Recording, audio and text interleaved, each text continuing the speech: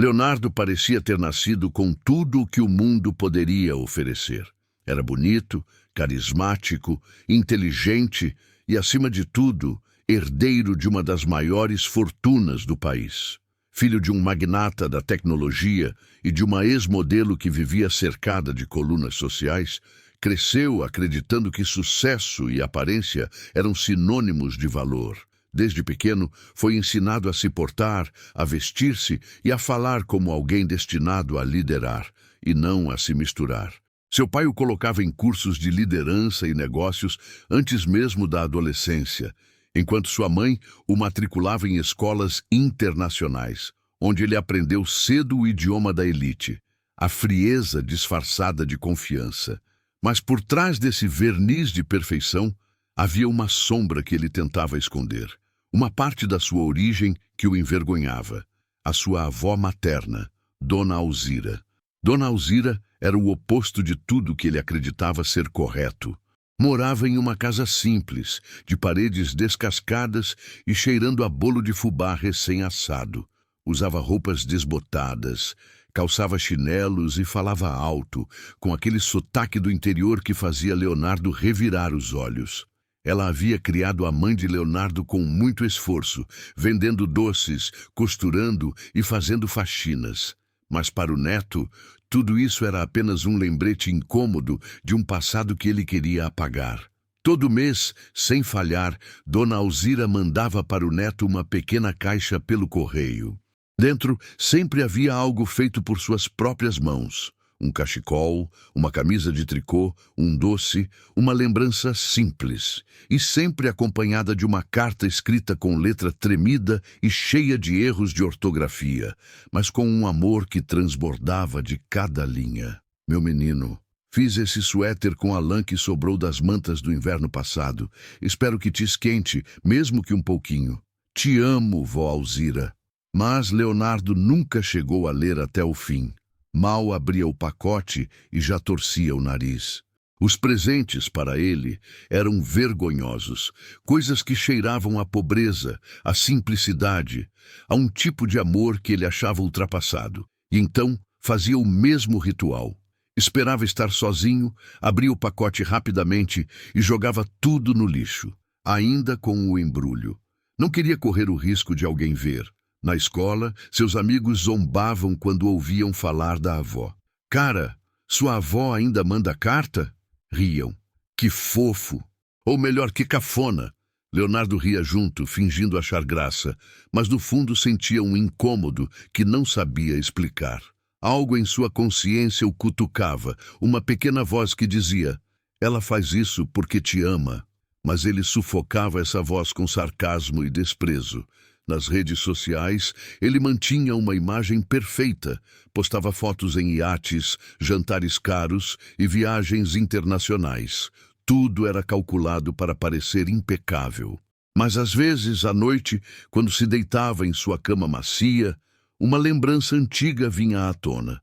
O cheiro de café fresco na casa da avó, o som de suas risadas simples e a sensação de segurança que ele sentia quando pequeno, antes de o orgulho moldar seu coração.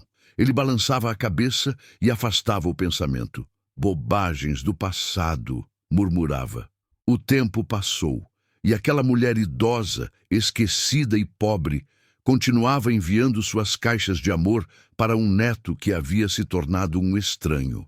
E Leonardo, o neto perfeito, o orgulho da sociedade, continuava jogando fora o que havia de mais valioso. Não objetos, mas gestos de afeto puro. Até que um dia, um desses presentes mudaria tudo. Mas Leonardo ainda não sabia. Ele ainda acreditava que riqueza era ter tudo o que o dinheiro pode comprar, e estava prestes a descobrir o preço das coisas que o dinheiro nunca poderá pagar. O sol se punha atrás das colinas quando a mansão dos Monteiro começou a se encher de carros de luxo. O som dos motores importados misturava-se à música alta e às risadas que ecoavam pelas varandas de vidro. Era o aniversário de 25 anos de Leonardo, o neto perfeito, o herdeiro do império da família. Tudo precisava ser memorável. A decoração era extravagante. lustres de cristal, garçons em fila impecável, servindo champanhe francesa, um DJ contratado de Nova York e mesas de sobremesas assinadas por chefes renomados. Cada detalhe havia sido planejado para impressionar. Leonardo, com seu sorriso ensaiado e terno sob medida, cumprimentava os convidados como se fosse o protagonista de uma peça. E, de certa forma, era. As pessoas o admiravam, o invejavam, e ele se alimentava desse brilho, ainda que, no fundo, tudo fosse uma encenação. Mas entre uma taça e outra, uma presença o incomodava. A ausência da avó. Não que ele a quisesse ali. Pelo contrário, tinha até pedido à mãe dias antes para não permitir que ela viesse. Mãe, por favor, ela vai constranger a gente. Aqueles vestidos floridos, aquele jeito simples. Você quer que os meus amigos filmem e coloquem na internet? A mãe, acostumada às exigências do filho, apenas suspirou. Ela entende, Léo. Não se preocupe. Mas Dona Alzira de fato não entendia. Em seu pequeno lar, ela passou o dia inteiro preparando um bolo simples de cenoura e enrolando um embrulho com um papel modesto e um laço vermelho. Dentro, um relógio antigo, herança do falecido marido, o avô de Leonardo. Escreveu uma carta com letras trêmulas. Meu querido menino, este relógio foi do seu avô. Ele o consertou com as próprias mãos e sempre dizia que o tempo é o bem mais precioso. Espero que ele te acompanhe por muitos anos. Parabéns, meu amor, da sua avó que te ama mais do que tudo. Ela entregou o pacote a um motoboy, com o coração cheio de esperança. Na mansão, quando o entregador apareceu na portaria, foi barrado por seguranças. Não havia lista de entrega prevista. Depois de alguma insistência, um deles levou a caixa até a cozinha, onde acabou chegando às mãos de um funcionário que a levou até Leonardo. Ele abriu o pacote no meio da festa, curioso. O relógio era simples, com uma pulseira de couro gasta e um mostrador pequeno, mas polido. Os convidados olhavam com curiosidade. — Que é isso, Léo? Um relógio velho? Brincou um dos amigos. Leonardo riu. — Presente da minha avó. Essas coisas sentimentais. Guarda, é feio demais para você usar, disse outro rindo alto. As risadas se espalharam, leves, cruéis. Com o rosto ligeiramente corado, Leonardo fingiu não se importar.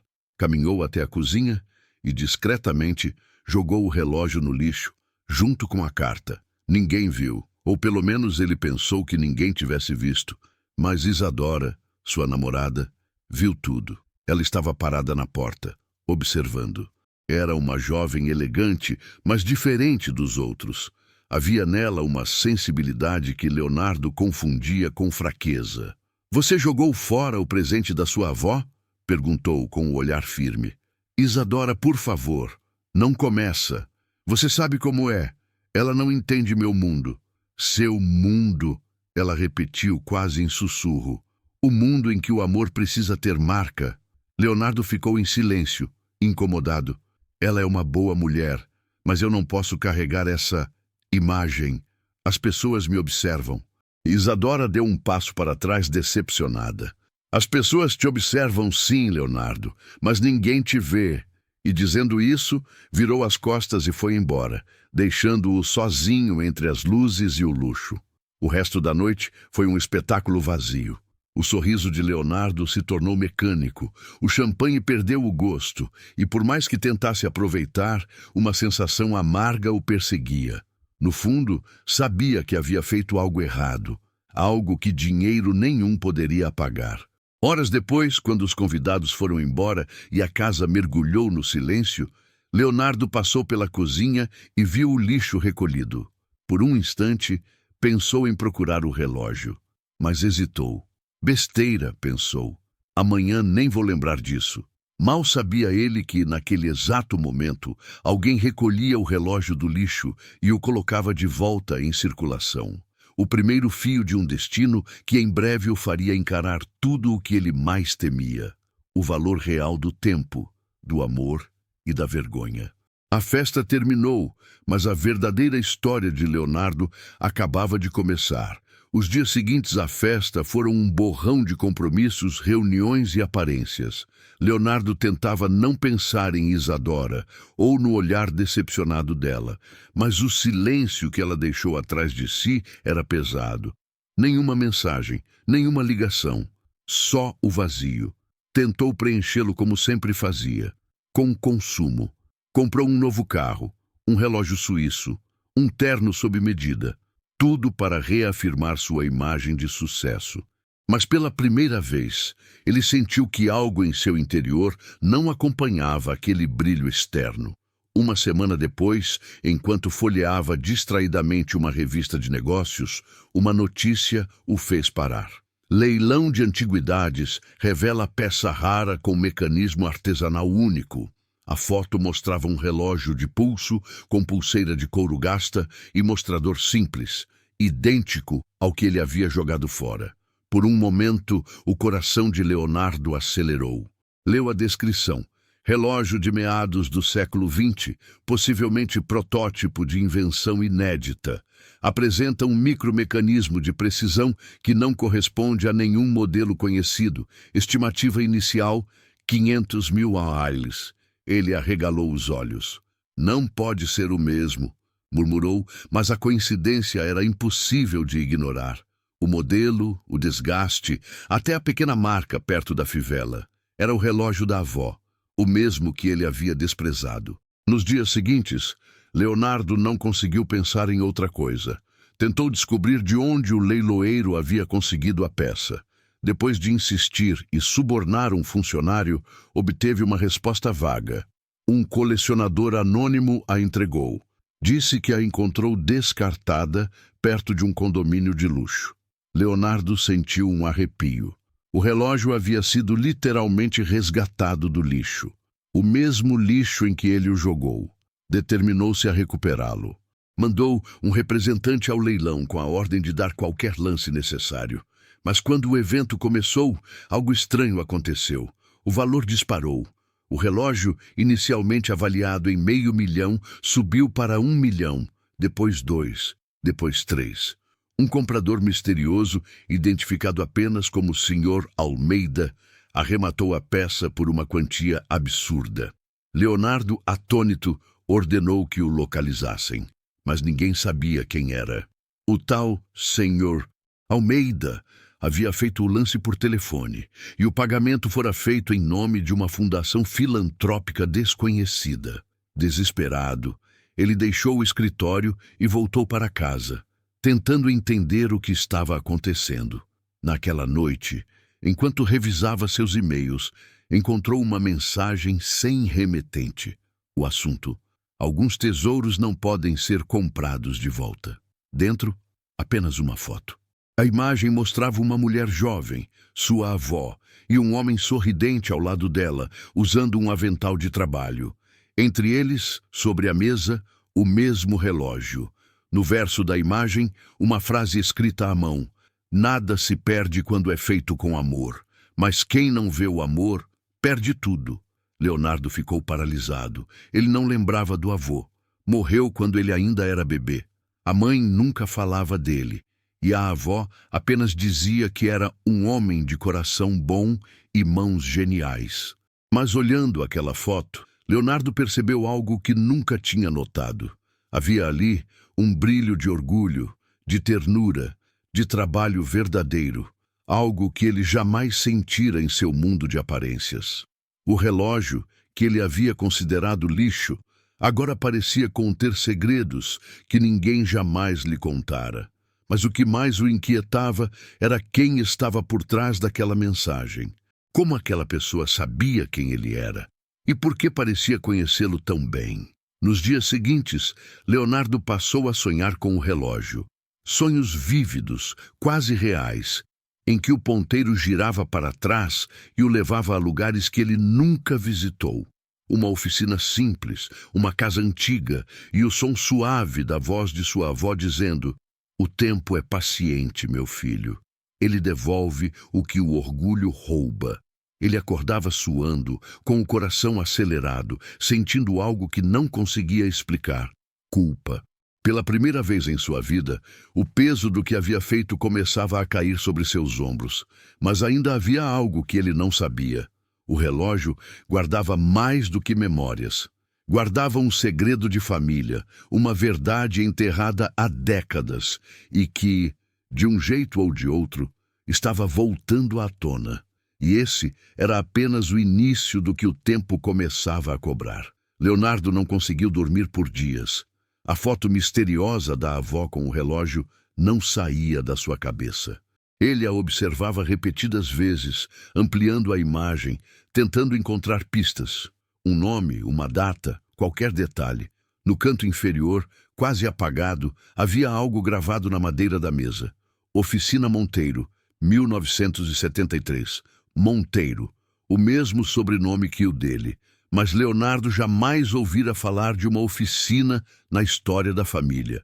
Seu pai sempre dizia que o império da empresa começou com tecnologia importada, com ideias modernas e inspiração americana, não com ferramentas e graxa nas mãos. Sentiu um frio no estômago. Será que a origem da fortuna da família era outra? Determinou-se a descobrir. Usou seus contatos para rastrear o leilão novamente e conseguiu, com alguma influência, o registro do comprador. O nome, Sr. Almeida, era falso. O endereço inexistente. Mas havia uma pista. O pagamento fora feito por uma fundação chamada Instituto Luz do Tempo. Pesquisando, Leonardo descobriu que o instituto funcionava em um prédio antigo no centro da cidade. Um local discreto, quase abandonado. No dia seguinte, foi até lá. O lugar tinha cheiro de mofo e lembrança. As paredes estavam cobertas por relógios de todos os tipos, de bolso, de parede, de pulso, cada um marcando uma hora diferente, como se o tempo tivesse se partido em 1000 fragmentos. Uma mulher idosa, de cabelos brancos e olhar sereno, apareceu atrás de um balcão. "Posso ajudá-lo?" perguntou com um leve sorriso. "Vim falar sobre um relógio que foi leiloado recentemente", respondeu ele. "Um modelo antigo, feito à mão. Eu acho que pertencia à minha família." A mulher observou Leonardo por um momento, como se o reconhecesse.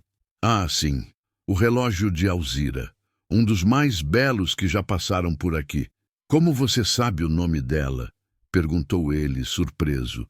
"Porque fui eu quem recebeu a carta dela", disse a mulher. "Sua avó me escreveu antes de morrer.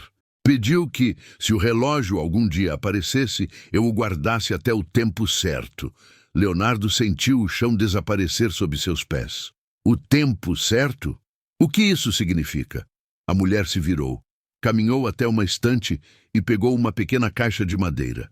Dentro estava o relógio, mas algo havia mudado. A tampa traseira estava aberta, revelando um mecanismo complexo que não parecia comum.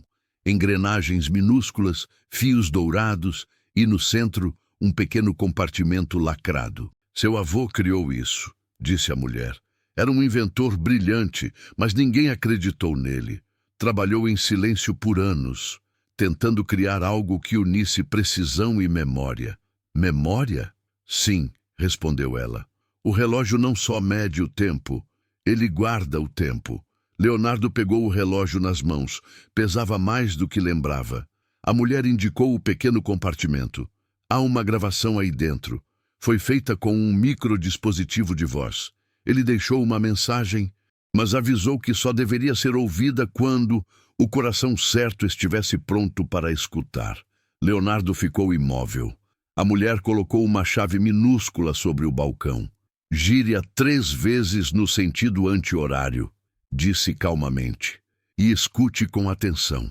Ele obedeceu. O relógio vibrou levemente e começou a emitir um som fraco, como um sussurro metálico vindo de outro tempo. Então, uma voz surgiu. A voz de um homem, grave, pausada, com um sotaque antigo. "Se você está ouvindo isso, é porque o tempo cumpriu sua promessa. Meu nome é Joaquim Monteiro, e se você carrega o meu sangue, precisa saber a verdade.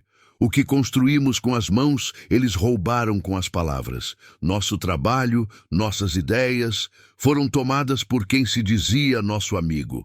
Um dia, o nome Monteiro será grande, mas à custa da nossa honestidade. E quando a verdade vier à tona, apenas o amor poderá curar a vergonha. A gravação terminou com um clique seco. Leonardo ficou atordoado. Seu avô estava dizendo que a fortuna da família fora construída sobre um roubo. O império que seu pai tanto se orgulhava era fruto de uma traição, talvez até de um crime. O relógio emitiu outro som, como se algo se destravasse. Dentro do compartimento, Leonardo encontrou um papel amarelado com uma fórmula desenhada à mão. Esquemas técnicos, engrenagens, medidas. Parecia um projeto inacabado. No canto inferior, uma assinatura, J. Monteiro. A mulher o observava com compaixão. Ele queria que você soubesse. Disse que o neto dele um dia precisaria escolher entre o orgulho e a verdade. Leonardo não respondeu. As lágrimas começaram a escorrer silenciosamente por seu rosto. O homem que ele nunca conheceu, o avô que desprezou sem saber, estava lhe entregando décadas depois um legado e uma ferida aberta. Saiu da loja sem dizer nada, com o relógio no bolso e o coração em chamas. Naquela noite ficou horas olhando o objeto sobre a mesa. O ponteiro girava suavemente, como se marcasse um tempo diferente, mais lento, mais humano. Pela primeira vez, Leonardo sentiu algo quebrar dentro dele. O peso da culpa, da arrogância, da distância. E pela primeira vez também, uma certeza começou a nascer. Ele precisava voltar ao início. Precisava encontrar a avó. Mas o tempo, o mesmo tempo que ele ignorou por anos, já começava a cobrar o preço do atraso. Os dias seguintes ao funeral de Dona Lúcia foram envoltos em um silêncio quase sobrenatural. A mansão dos Albuquerque, antes cheia de risos ensaiados, passos apressados e sons de taças brindando por qualquer motivo, agora parecia um museu abandonado. O eco das vozes que já haviam celebrado ali se misturava a uma ausência sufocante. E no centro desse vazio estava Lucas, com o rosto pálido e os olhos fixos no nada. Ele não chorava, não gritava, não dizia uma palavra sequer, nem mesmo quando a mãe perguntou se ele queria manter algo da avó, nem quando o advogado da família trouxe a notícia de que Dona Lúcia havia deixado um pequeno cofre endereçado somente a ele. Ela disse que era para ser entregue quando o senhor estivesse pronto, explicou o homem com uma voz que soava respeitosa, mas curiosa. Lucas apenas assentiu e voltou para o quarto. O cofre ficou sobre a mesa por 2 dias, intacto. Ninguém ousava tocá-lo, e ele parecia olhar para Lucas como um espelho mudo, refletindo toda a vergonha que ele tentava enterrar. Naquela semana, Lucas recusou convites, desligou o celular e parou de frequentar a universidade. A cada lembrança da avó, uma dor seca e contida se espalhava dentro dele. Não era exatamente culpa, mas algo mais profundo, como se uma parte dele tivesse sido arrancada e substituída por um vazio gelado. Numa madrugada de domingo, ele finalmente abriu o cofre. Dentro havia apenas 3 coisas. O relógio quebrado que ele havia jogado fora, agora limpo e polido. Uma foto dele pequeno abraçando a avó e uma carta. A caligrafia era tremida, mas firme. Meu querido Lucas, se você está lendo isso, é porque já é hora. O tempo não me permitiu ver o homem que você se tornaria, mas sempre acreditei que dentro de você existe mais bondade do que você mesmo imagina. Este relógio não marca as horas do mundo, ele marca as horas do coração. Foi o seu avô quem o fez à mão, para me lembrar que o tempo não é o que passa, mas o que deixamos passar sem amor. Eu sempre soube que você não queria os meus presentes. E tudo bem, meu amor. Um dia você entenderia que o verdadeiro valor não está nas coisas que brilham, mas naquilo que permanece, mesmo quando tudo desmorona, com amor eterno, sua avó, Lúcia. As lágrimas que Lucas nunca havia derramado caíram todas de uma vez. manchando o papel. Ele sentiu o peito apertar, e o relógio pesou em sua mão, como se contivesse o próprio passado. Foi então que ele notou algo que nunca tinha visto antes. Dentro da tampa traseira do relógio, gravadas em minúsculas letras, estavam as iniciais LA e uma data, 12/03/1958. A mesma data de fundação da empresa que havia feito de seu avô um homem rico. Lucas levantou-se num impulso. O relógio poderia ser o protótipo perdido da primeira invenção de seu avô, o objeto que deu origem à fortuna da família. Mas por que ninguém sabia disso? Por que a avó guardou em segredo? Ele olhou em volta, ainda tremendo, e lembrou-se da gravação, a última que tinha ouvido no celular antes de tudo ruir. Aquela voz, aquele som de fundo. Havia algo mais ali, algo que ele não tinha percebido antes. Tomado por uma mistura de medo e curiosidade, ligou o computador, aumentou o volume e reproduziu novamente a mensagem. Dessa vez, ao fundo, depois do "Eu te amo, meu neto", surgiu um ruído metálico, um clique, e uma voz masculina distante, quase sussurrando: "Está pronto, Lúcia, o segredo está guardado." Lucas congelou. Seu coração começou a bater mais forte. Aquela voz, ele a conhecia. Era a do pai dele. O silêncio da casa foi rompido por um grito abafado. Nada mais faria sentido da mesma forma. E pela primeira vez, Lucas percebeu que a vergonha que carregava não era sua, era herdada, e que o verdadeiro segredo da avó ainda estava longe de ser revelado. O relógio, a gravação e o silêncio, todos apontavam para algo muito maior e muito mais perigoso do que ele jamais imaginara. Aquela noite foi o ponto de não retorno. Lucas ficou acordado até o amanhecer, com o relógio em uma mão e a carta na outra, enquanto o eco da voz de seu pai reverberava em sua mente como um fantasma. O segredo está guardado. Mas qual segredo? E por que a avó parecia ter sido a única a protegê-lo? Às 7 da manhã, ele desceu as escadas da mansão, onde o pai, Roberto Albuquerque, tomava café diante da TV. A mesma postura impecável de sempre, o terno caro, o olhar frio e meticuloso de quem via o mundo como um tabuleiro. Lucas sentou-se em frente a ele sem dizer uma palavra, até que o pai o notou. "Acordado cedo?" perguntou o homem, sem desviar os olhos da tela. "Ou talvez eu nunca tenha dormido", respondeu Lucas com a voz baixa, mas firme. O pai arqueou uma sobrancelha. "Algum problema, filho?" Lucas pousou o relógio sobre a mesa. O som metálico ecoou pela sala. O olhar de Roberto endureceu no mesmo instante. Ele não precisava perguntar o que era aquilo. O reconhecimento veio rápido, como um golpe. Um músculo em sua mandíbula se contraiu. "Onde conseguiu isso?" perguntou com uma calma tensa, perigosa. "No cofre que a vovó deixou para mim", respondeu Lucas. "Ela também deixou uma carta. E eu ouvi a gravação. Silêncio. Um silêncio pesado, mais cortante do que qualquer palavra. O pai respirou fundo, pousou a xícara e o encarou.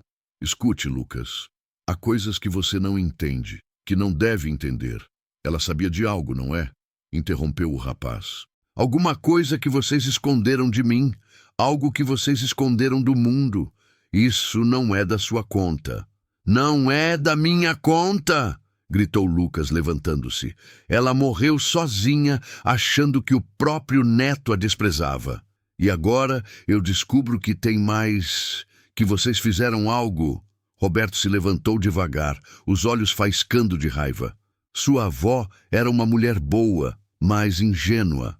Ela não entenderia o que foi preciso fazer para construir tudo isso. Lucas recuou, confuso. No que foi preciso fazer? Sacrifícios. A palavra saiu seca, cruel. Seu avô construiu o Império Albuquerque com um protótipo que nunca foi patenteado, porque ele o roubou. E ela foi cúmplice. Lucas sentiu o chão sumir sob seus pés. Roubou. Um projeto de um amigo dele, morto num acidente de laboratório. Aquele relógio era o original, a prova de tudo. Ela o guardou, achando que protegeria a verdade. Eu garanti que ela nunca falasse. Lucas ficou imóvel. os olhos marejados. A vergonha, a raiva e o nojo se misturaram dentro dele. A imagem de sucesso e nobreza da família era uma farsa. Toda a fortuna, o luxo, a honra, erguidos sobre um crime. Você sabia, murmurou ele, todo esse tempo. Claro que eu sabia, respondeu o pai, frio. E agora você também sabe. Então, faça o que os homens da família fazem. Mantenha o silêncio. Mas algo dentro de Lucas havia quebrado. Pela primeira vez, ele não queria fazer parte daquela linhagem. Pela primeira vez, o dinheiro lhe pareceu sujo. Ele saiu da mansão sem olhar para trás, o relógio apertado no punho, a mente fervendo. Nos dias seguintes, começou a investigar.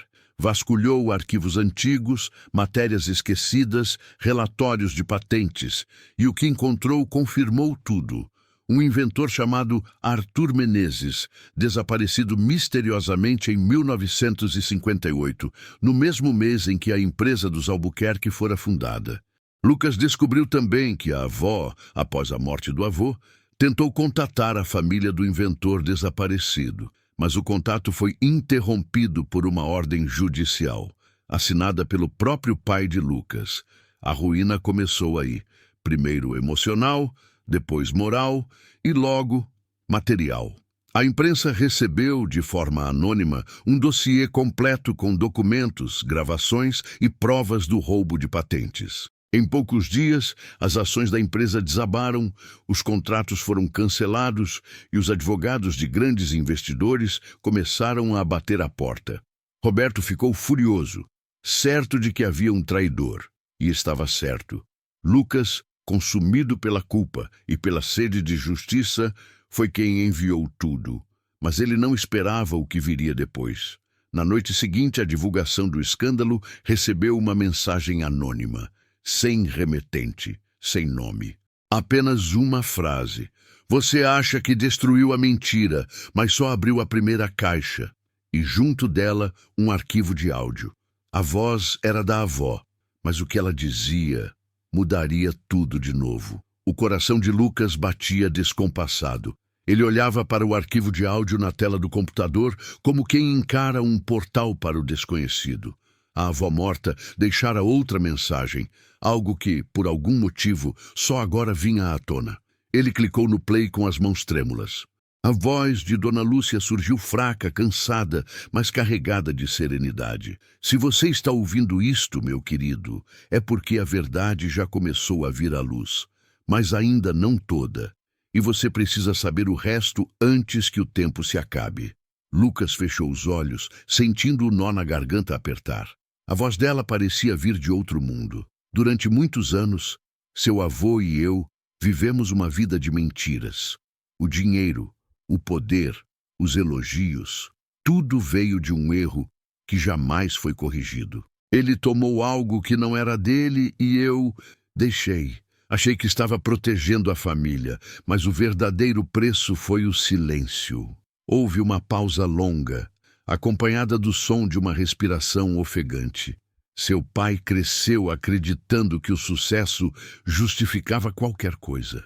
E eu não consegui convencê-lo do contrário. Por isso deixei este testamento. Não o que está no cartório, aquele cheio de advogados e cláusulas. Falo do verdadeiro testamento, o que não deixa herança, mas propósito.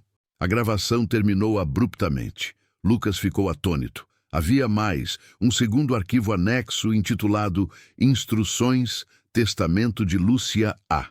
Ao abri-lo, encontrou um texto simples, manuscrito e escaneado, datado de 3 meses antes da morte da avó. Deixo ao meu neto Lucas o direito de restaurar o nome de Arthur Menezes. Deixo-lhe também o endereço da última pessoa que sabe a verdade, Helena Menezes, neta do homem que seu avô destruiu.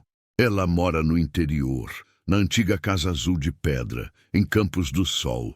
E deixo-lhe, acima de tudo, o perdão, se ele quiser aceitá-lo. Lucas ficou em silêncio por longos minutos. Era como se o peso de todas as gerações anteriores caísse sobre seus ombros. Ele compreendeu naquele instante que o que a avó deixara não era uma fortuna, mas uma missão. e talvez uma chance de redenção. No mesmo dia, ele pegou o carro e dirigiu até Campos do Sol, uma pequena cidade esquecida entre montanhas e plantações. O caminho era longo e sinuoso, e o relógio da avó continuava em seu pulso, como se marcasse uma contagem regressiva invisível. Ao chegar, encontrou a casa azul descrita no testamento, uma construção antiga cercada por vinhedos abandonados, com janelas de madeira e cheiro de terra molhada. Bateu à porta. Uma mulher abriu, cabelos castanhos presos num coque desfeito, olhar firme e desconfiado. "Helena Menezes?" perguntou Lucas, a voz embargada. "Quem quer saber?" "Meu nome é Lucas Albuquerque, neto de Lúcia." O rosto dela empalideceu. Por um instante, o silêncio entre os dois foi quase insuportável. Depois, Helena deu um passo atrás e o convidou a entrar. Dentro da casa, as paredes estavam cobertas por fotos antigas, recortes de jornais e desenhos técnicos de invenções. Um deles, emoldurado, chamava a atenção. O esboço exato do relógio que Lucas trazia no pulso. Helena o observou atentamente. "Eu conheço esse relógio. Era da minha avó", respondeu ele. "Mas, pelo que descobri, foi criado pelo seu avô e roubado pelo seu." A frieza das palavras atingiu Lucas como uma lâmina. Ele assentiu, sem tentar se justificar. "Eu vim para devolver o que é de vocês." Ela cruzou os braços. "Depois de mais de 60 anos? Por quê?" Lucas respirou fundo. "Porque minha avó quis. E porque eu não posso continuar vivendo com o que ela me revelou." Helena o fitou por alguns segundos. A dureza em seu olhar se dissolveu um pouco. "Sente-se", disse ela por fim. "Você precisa ouvir algo também." De uma gaveta, ela tirou uma pequena caixa de madeira. Dentro havia uma carta amarelada e uma fita cassete. "Isto foi encontrado entre as coisas do meu avô depois que ele desapareceu." "Uma gravação?" "Sim. Mas nunca consegui Faltava o escutar." equipamento. Lucas olhou para o relógio no pulso e um pensamento súbito o atingiu. Lembrava-se da inscrição LA na parte traseira. Lúcia Albuquerque. Mas, e se significasse também ligação áudio? O avô de Lucas era conhecido por suas invenções híbridas, experimentais. Ele apertou um pequeno botão lateral que nunca havia notado antes. Um chiado tomou conta do ar, e de repente, a voz de um homem ecoou, rouca e aflita. "Se alguém encontrar isto, saibam que não foi um acidente. Eles me caçaram. O projeto era meu. O tempo pode ser manipulado, mas eles o usaram para enriquecer. Lúcia, se você estiver ouvindo, salve o que resta." O som se desfez num estalo. Helena e Lucas se entreolharam, atônitos. O relógio não era apenas simbólico. Era uma chave, um artefato capaz de algo muito mais extraordinário do que um simples mecanismo. Algo que os Albuquerque haviam tentado esconder por gerações. E agora, com o testamento revelado, a verdade começava a se abrir. Mas o preço de descobri-la seria maior do que Lucas poderia imaginar. O som da fita cessou, mas o silêncio que se seguiu foi ensurdecedor. Lucas e Helena ficaram imóveis, tentando absorver o que haviam acabado de ouvir. O avô dela falava em manipular o tempo, e o tom de desespero em sua voz não deixava dúvidas. Ele sabia que estava sendo caçado. O relógio no pulso de Lucas parecia pulsar. Não apenas tic-tac, mas um leve zumbido, quase imperceptível, como se estivesse acordando após décadas de sono. Helena deu um passo para trás. O que é isso?" Lucas olhou para o artefato com medo e fascínio. "Eu não sei, mas acho que o seu avô tentou me dizer." Ele retirou o relógio e o colocou sobre a mesa. O metal tinha um brilho diferente, quase vivo. Havia engrenagens minúsculas, cristais translúcidos e fios finíssimos que refletiam a luz de maneira impossível. No centro, uma pedra azul girava lentamente, sem tocar em nada. "Isso não é um relógio comum", murmurou Helena, tocando com cuidado. "Meu avô trabalhava com campos eletromagnéticos e partículas instáveis." Ele dizia que o tempo era uma frequência e que podia ser afinada como uma nota musical. Lucas lembrou-se da frase da avó: "O tempo não é o que passa, é o que deixamos passar sem amor." Naquele momento, essas palavras deixaram de soar poéticas e começaram a soar literais. "Você está dizendo que isso pode controlar o tempo?" perguntou ele incrédulo. Helena assentiu lentamente. Não exatamente controlar, mas alterar a percepção dele, congelar momentos, reverter fragmentos. Era um protótipo. O problema é que o avô de vocês, o seu, o transformou em uma arma. Lucas sentiu o sangue gelar. Arma? Ele acreditava que, se pudesse desacelerar o tempo em determinados processos, poderia prever o comportamento de mercados, manipular reações químicas, até prolongar a vida útil de produtos industriais. Um avanço científico, sim, mas também uma forma de poder absoluto. Helena abriu uma pasta antiga e mostrou recortes de jornais antigos, diagramas e cartas trocadas entre o avô dela e o avô de Lucas. Nas últimas páginas, a caligrafia mudava, rabiscos, correções, frases interrompidas no meio. Em uma delas lia-se: "Lúcia desconfia. O relógio não é apenas um instrumento, é um espelho. Quem o usa precisa estar preparado para ver o que realmente é." Lucas engoliu seco. "Um espelho?" Helena o olhou profundamente. "Acho que significa que ele mostra mais do que o tempo. Mostra o interior de quem o carrega." Como se quisesse provar a teoria, Lucas colocou novamente o relógio no pulso. Assim que o fez, uma onda de calor subiu por seu braço, e a sala ao redor pareceu se distorcer. Os sons ficaram lentos, como se o mundo estivesse sendo puxado para dentro de um redemoinho silencioso. De repente, flashes começaram a surgir diante de seus olhos. Lembranças embaralhadas, cenas que não podiam estar acontecendo. Ele, ainda criança, rindo com a avó. O pai assinando contratos em uma sala escura.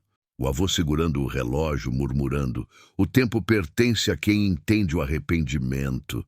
E por fim, Dona Lúcia chorando sozinha diante de uma lareira, dizendo baixinho: "Eu falhei com você, meu amor." Lucas tirou o relógio com um grito, suando frio. O objeto caiu sobre o chão e, por um breve instante, o ponteiro girou ao contrário. Helena correu até ele. "Você viu alguma coisa?" "Tudo", respondeu Lucas com a voz trêmula. "Mas não era do passado, nem do futuro. Era como se o relógio me mostrasse o que ainda carrego dentro de mim." Helena o fitou com uma mistura de medo e admiração. "Então é verdade. O protótipo funciona. Ele cria uma fenda entre o tempo físico e o emocional. É um espelho do arrependimento." A ficha caiu como um raio. A avó sempre tentara fazê-lo entender que os presentes simples, os que ele jogava fora, tinham alma. O relógio era o último presente, o mais puro, o que continha dentro de si a verdade sobre a família e sobre ele mesmo. Ela sabia que um dia eu precisaria encarar o tempo, e a mim mesmo, sussurrou Lucas. Mas antes que pudessem continuar, ouviram o som de pneus na estrada de terra. Um carro preto se aproximava, levantando poeira. Helena olhou pela janela e empalideceu. Eles vieram. "Quem?" perguntou Lucas, assustado. "Os homens da sua família. Seu pai deve ter rastreado você." Lucas correu para pegar o relógio, mas Helena o deteve. "Se eles o levarem, tudo recomeça. O ciclo de poder, a mentira, a ruína." "Então o que fazemos?" Ela respirou fundo e respondeu: "Terminamos o que nossos avós começaram."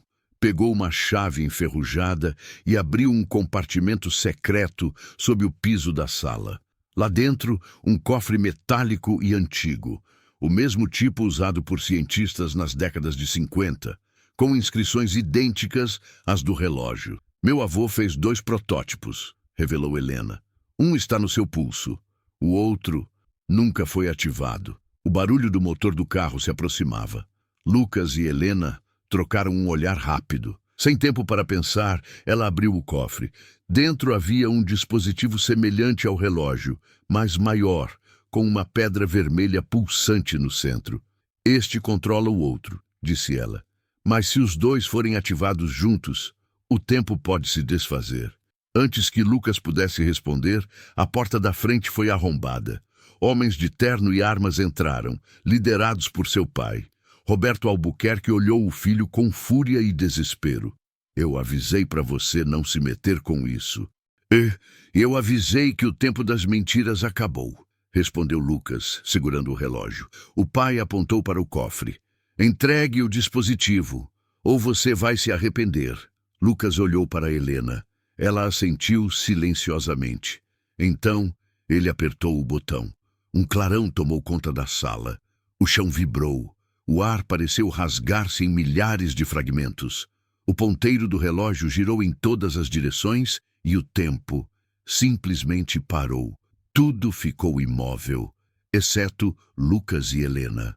E dentro daquele instante congelado, uma nova porta se abriu, não no espaço, mas na própria linha do tempo.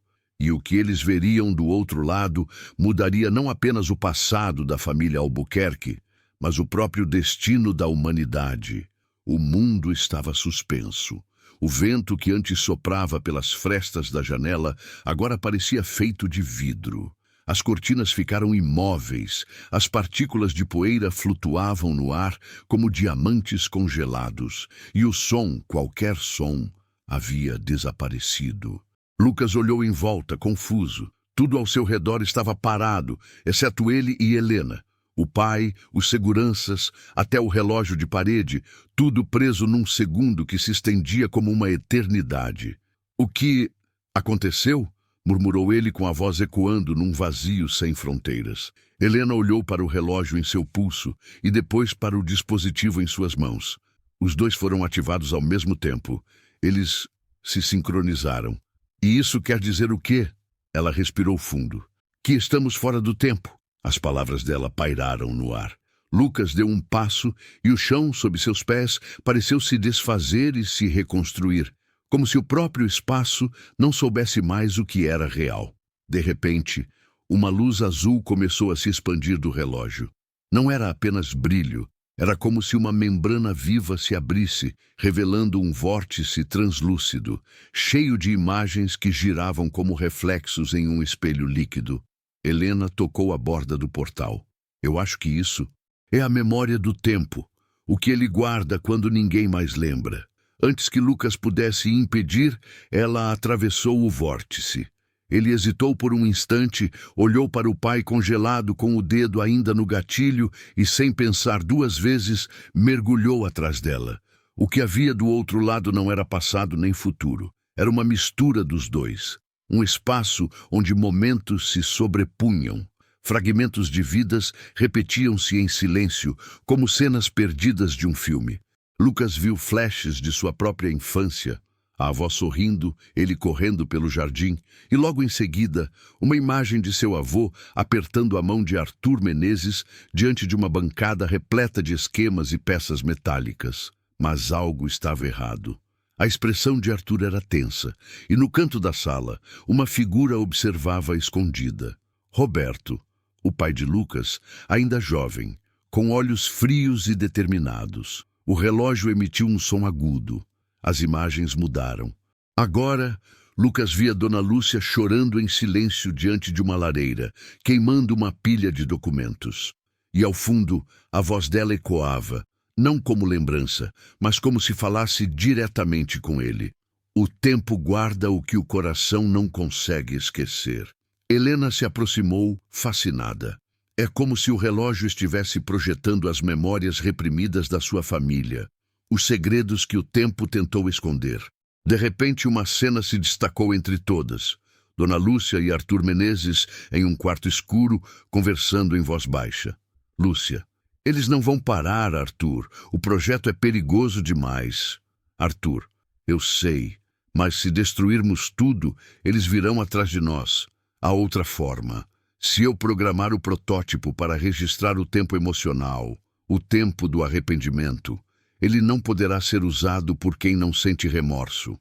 Lúcia: e se ele cair nas mãos erradas? Arthur: então o tempo se vingará. A imagem tremeu e o vórtice começou a se contrair. Lucas sentiu o corpo ser puxado de volta, mas antes de sair, viu algo que o fez gelar. No canto da cena, o avô dele segurava uma arma. O clarão voltou, e num instante eles estavam de volta à casa. O mundo descongelando aos poucos, os sons retornando como se o universo respirasse outra vez. Os homens de terno ainda estavam ali, imóveis, e Roberto, o pai de Lucas, recuava assustado. O que vocês fizeram?" gritou ele. Lucas, ainda tonto, apontou o relógio para ele. "Eu vi tudo, pai. Vi o que o avô fez com o Sr. Menezes. Vi como você continuou a mentira. Vi o medo da vovó." O pai hesitou, tremendo. "Você não entende? Sem aquilo nós não teríamos nada." "Exatamente", respondeu Lucas, a voz carregada de dor. "Nada." Helena segurou o outro dispositivo e o ativou novamente. O chão tremeu. Um feixe de luz vermelha e azul envolveu os dois relógios, conectando-os. Imagens começaram a se projetar nas paredes, visíveis para todos. Os crimes, as traições, as mentiras. Era como se o próprio tempo estivesse exibindo a verdade diante de seus olhos. Os seguranças largaram as armas, paralisados pelo espanto. Roberto caiu de joelhos. "O que você fez, Lucas?" "Eu libertei o tempo." As luzes diminuíram e o relógio voltou ao silêncio. Tudo parecia normal outra vez, mas algo havia mudado, profundamente. A casa estava impregnada de uma sensação diferente, leve, quase sagrada. Helena olhou para Lucas, e ele percebeu que ambos estavam chorando. Não de medo, mas de alívio. "Sabe o que isso significa?" ela perguntou, sorrindo entre lágrimas. "Que o tempo perdoou a verdade", respondeu ele. "E agora cabe a nós reconstruir o que eles destruíram." Mas, enquanto saíam da casa, Lucas olhou novamente para o relógio.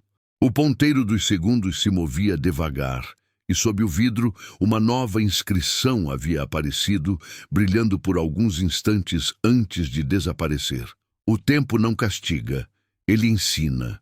Ele sorriu, fechou o punho e caminhou para fora, sob o nascer do sol. O Império Albuquerque havia caído, mas algo maior nascia. Uma herança feita não de ouro, mas de consciência. O tempo, afinal, não se perdeu. Apenas esperava o momento certo para ser ouvido. O som suave do vento invadia a varanda da antiga casa de campo, onde Henrique agora se encontrava, sozinho, sentado na cadeira de balanço que fora da avó. O tempo parecia ter parado ali, entre o cheiro de café recém-passado e o tilintar do relógio dourado que repousava sobre a mesa. Era o mesmo relógio que ele outrora havia desprezado, jogado fora como algo sem valor, e que agora marcava o compasso da lembrança e do arrependimento. Desde a leitura do testamento e da revelação sobre as origens de sua fortuna, Henrique havia desaparecido dos holofotes. O mundo dos negócios, as festas, as roupas caras, os amigos interesseiros, tudo isso havia perdido o sentido. Passou meses em silêncio, tentando compreender o que realmente havia acontecido. Aquele relógio, o presente mais simples e mais rejeitado, continha não apenas o segredo de uma herança, mas o símbolo de um amor que ele nunca soubera retribuir. Certa tarde, enquanto revisava os poucos pertences da avó que restaram, encontrou uma carta escondida no fundo de uma gaveta. Era uma caligrafia tremida, mas firme, como quem escreve algo com a alma. "Meu querido Henrique, se um dia você encontrar esta carta, é porque finalmente o tempo o alcançou. Tudo o que fiz, tudo o que escondi, foi para que você tivesse a chance de descobrir quem é de verdade. Não o neto perfeito que o mundo vê, mas o homem que eu sempre soube que existia dentro de você. Esse relógio não mede horas, meu amor. Ele mede arrependimentos, escolhas e o tempo que ainda resta para mudar. Com amor eterno, sua avó, Helena." Henrique leu aquelas palavras diversas vezes com os olhos marejados. O peso das lembranças o esmagava. A vergonha que sentia dela, os presentes que jogou fora, as visitas que recusou. Tudo isso agora o atormentava, como um eco distante de um tempo perdido. Foi então que notou algo diferente no relógio. Pela primeira vez, o ponteiro pequeno parecia girar ao contrário. Um clique suave soou e uma pequena tampa se abriu na parte traseira. Dentro havia uma fotografia antiga. Henrique, ainda criança, dormindo no colo da avó, ambos sorrindo, envoltos por uma luz dourada. E junto à foto, um bilhete minúsculo. O verdadeiro presente está no tempo que ainda resta. Com o coração acelerado, Henrique levantou-se. Pela primeira vez em anos, sentiu um impulso de vida real. Decidiu então vender tudo, os carros, os imóveis, as ações, e reconstruir o lugar que a avó sempre sonhara. Um centro comunitário para idosos e crianças em situação de rua. O nome? Casa Helena. A reinauguração aconteceu exatamente um ano após a morte da avó. A cidade inteira apareceu, curiosa para ver o herdeiro milionário que agora se vestia com roupas simples e falava com humildade. No meio do discurso, Henrique ergueu o relógio diante do público e disse: "Durante muito tempo, eu achei que o tempo me pertencia, que o amor podia ser medido em bens e aparências. Mas este relógio me ensinou algo que eu nunca vou esquecer. O tempo não é o que passa, é o que a gente faz durar." As pessoas aplaudiram, algumas com lágrimas nos olhos. Naquela noite, quando todos se foram, Henrique caminhou até o jardim e olhou para o céu estrelado. Sentiu uma brisa leve tocar seu rosto como se alguém o acariciasse. O relógio brilhou sutilmente, emitindo um tic-tac suave que, por um instante, pareceu dizer algo que ele compreendeu sem precisar de palavras. "Eu sempre acreditei em você." Henrique sorriu, fechou os olhos e deixou uma lágrima cair. Ele sabia, finalmente, que a avó não havia lhe deixado apenas uma fortuna, mas uma redenção. Enquanto se afastava, o relógio em seu pulso marcava meia-noite. E pela primeira vez, em vez de sentir o peso do tempo, Henrique sentiu que o tempo o abraçava. Fim.